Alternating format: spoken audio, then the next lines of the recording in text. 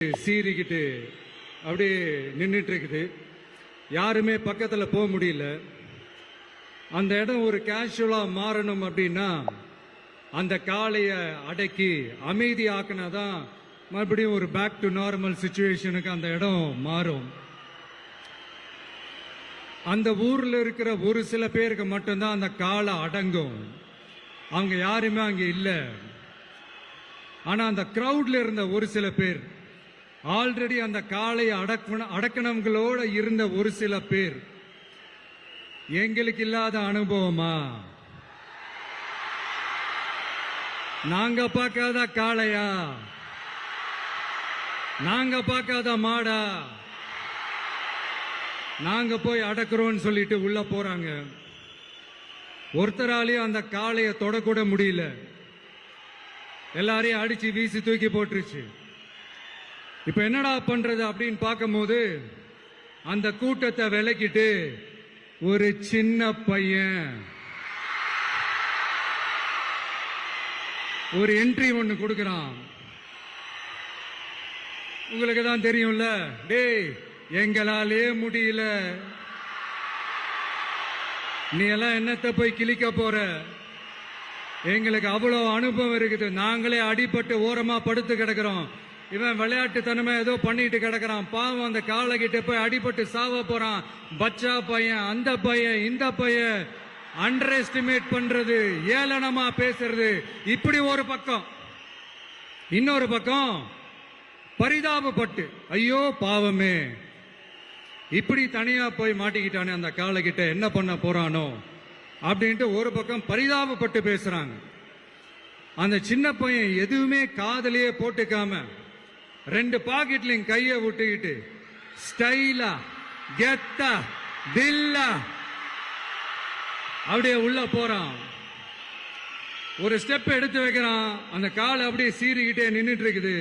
இன்னொரு ஸ்டெப் எடுத்து வைக்கிறான், காலை அப்படியே சீறிக்கிட்டே முன்னாடி வருது. மக்கள் எல்லாரும் பதட்டத்தோட அப்படியே பார்த்துட்டு இருக்கிறாங்க. இன்னொரு ஸ்டெப் எடுத்து வைக்கிறான், காலை அப்படியே முட்டை வரும்போது பாக்கெட்டுக்குள்ள மறைச்சு வச்சிருந்த ரெண்டு புல்லு கட்டு அதை அந்த காலை கிட்ட காட்டுறான். காலை அப்படியே சடனா வந்து நின்று அது மூடெல்லாம் மாறி அந்த புல்லுக்கட்டை சாப்பிட ஆரம்பிச்சிருச்சு. அந்த சின்ன பையனும் அந்த காளையை அப்படியே தடவிக்கிட்டு வரான். காளையும் பக்கத்தில் ஒரு குழந்தை மாதிரி நடந்து வந்துக்கிட்டு வருது. பக்கத்தில் இருந்த ஒரு வயல்வெளியில் அந்த காளையை மேய விட்டுட்டு வரான். மக்கள் எல்லாரும் அந்த பையனை ஆச்சரியமா பார்க்குறாங்க. அந்த அடிபட்டு கிடந்த அந்த அனுபவசாலிங்க தலைய தொங்க போட்டு நின்றுட்டு இருக்கிறாங்க. ஏன்னா பேசின பேச்சு அப்படி.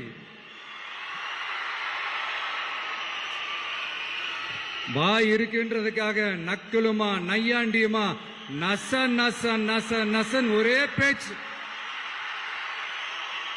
என்ன பண்றது, தலையை குனிஞ்சு அப்படியே நின்றுட்டு இருக்கிறாங்க. அங்க ஒரு பெரியவர் வர்றார். வந்து அந்த பையன்கிட்ட கேட்கிறாரு, எப்படிப்பா இப்படி ஒரு முரட்டு காலை சீறிட்டு நின்றுட்டு இருந்தது, எப்படி அந்த காளையை அடக்கின அப்படின்னு கேட்டதுக்கு அந்த பையன் சொல்றான், ஐயா எனக்கு அந்த காளையை பார்த்தா கோபமா இருந்த மாதிரிலாம் எனக்கு தெரியல, அந்த காலை பசியோட இருந்த மாதிரி இருந்தது. அதனாலதான் அந்த புல்லுக்கட்டை காமிச்சவன ஓகே நமக்கு தேவையானது கிடைச்சிருச்சு அப்படின்னோடனே அந்த புல்லுக்கட்டை சாப்பிட்டுட்டு நம்மளோட அப்படியே ஜாலியா வாக்கிங் வந்துருச்சு அப்படின்னு சொன்னான்.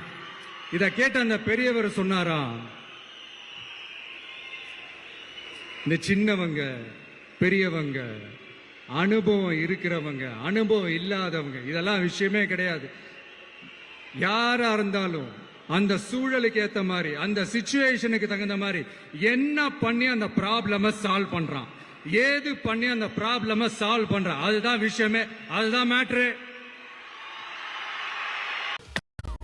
கோல்ட் सिल्वर में इन्वेस्ट करना है முதுகுல தட்டி கொடுத்துட்டு அந்த பெரியவர் போறார். இப்போ அந்த கதையில அந்த முரட்டு ஜல்லிக்கட்டு காலை தான் நம்ம தமிழ்நாட்டு அரசியல் களம்.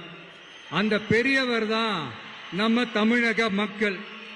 அந்த பாக்கெட்டுக்குள்ள ஸ்டைலா தில்லா கெத்தா ஒருத்தன் உள்ள வந்தான் பாருங்க, அவன் தான்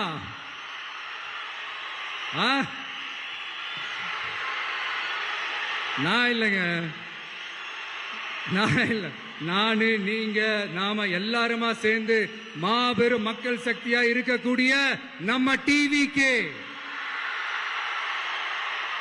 அதுதான் அந்த சின்ன பையன்